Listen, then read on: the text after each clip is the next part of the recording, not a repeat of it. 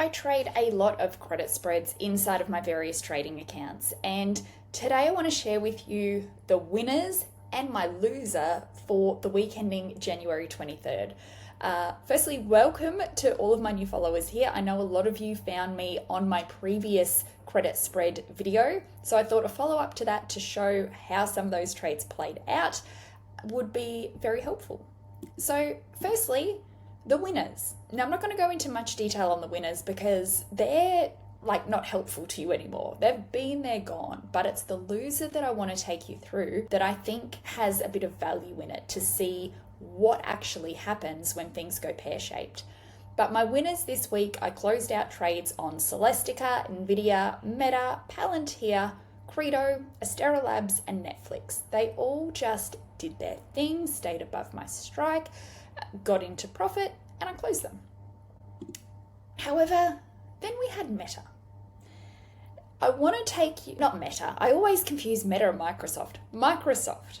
Meta was fine, Microsoft not so much. I want to take you into the chart and show you the moves I made, when I made, and why I made them, and kind of where things are heading for this trade at the moment. So here we are, just a recap of when I actually entered this trade and what I entered. I entered on this date here, January the 7th. Reason being, we had this nice turn of the stochastic, everything was looking good, and I chose my strike price, my sold put at 450. Happy with the 450 level, it served as good support, and we just kept coming down, which was of course not part of the plan, but sometimes it happens, it's part of trading. There's a few parts of this that I think is important. Number one is I always have a plan going into the trade, and my plan is either we just cut our loss and get out, or we roll the trade, or we profit off of the bought put and leave an open sold. Now that scenario wasn't an option due to Microsoft being valued at $450. That would be a $45,000 position, and in this account, my account's not large enough to hold that position. So what did I do?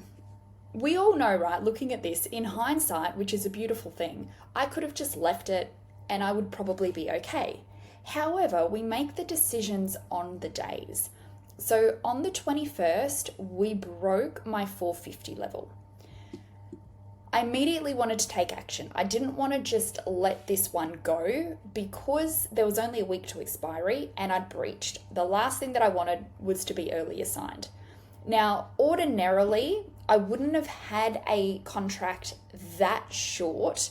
However, initially earnings were scheduled for the first week of February and I wanted to close out before earnings, which would have been fine with my expiry date of the 30th of January. However, earnings moved to the 28th. So, what was my thought process? Number one, I could have just rolled the same strikes further in time. That would have gotten me a credit.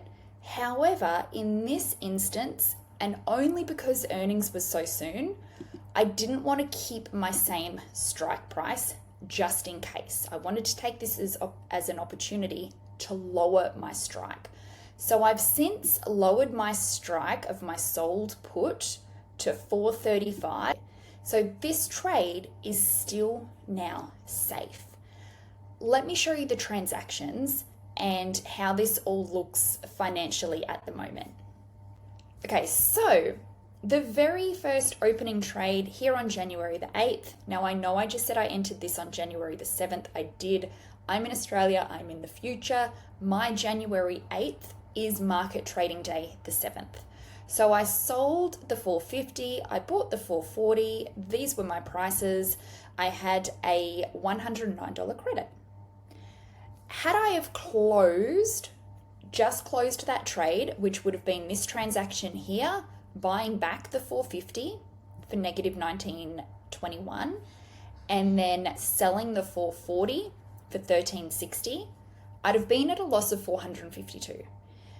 In looking at the chart, in knowing that Microsoft is a strong company, I didn't think that that was a necessary loss to take.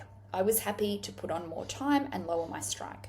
So what did I do? I sold the February 20 435, hence bringing my sold strike down to 435, and I bought the February 20 420.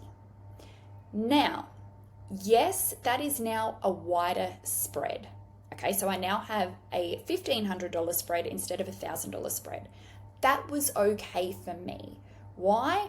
I wanted simply to reduce that strike price. So I ended up with a $10 credit. So my total credit in this trade is now 119. 119, even if we assume off of a full $1,500 spread, that's still a good return. That's, what is that? Let's do the calculation. 119. That's still an 8% return over the span of, what's that, 6 odd weeks. So I'm still happy with this trade. And I think that's key to remember, is that rules that you create exist as a way of keeping you safe. But at the end of the day, I think being a good trader comes down to being able to look at a trade that's going against you with a clear mind of, okay, is this going against me because it's all turned pear-shaped? And I didn't feel like Microsoft had turned pear-shaped by any means. Is it ideal that I'm now trading over earnings? Well, no, not necessarily. That's why I went out to February 20, is just to give me that extra buffer time. I didn't go for the following week, so February the 6th, purely for that reason. I didn't want something expiring so close to earnings. Now, how do I exit this? Either I just hold until Feb 20. If we continue to trend up, I can just hold till Feb 20.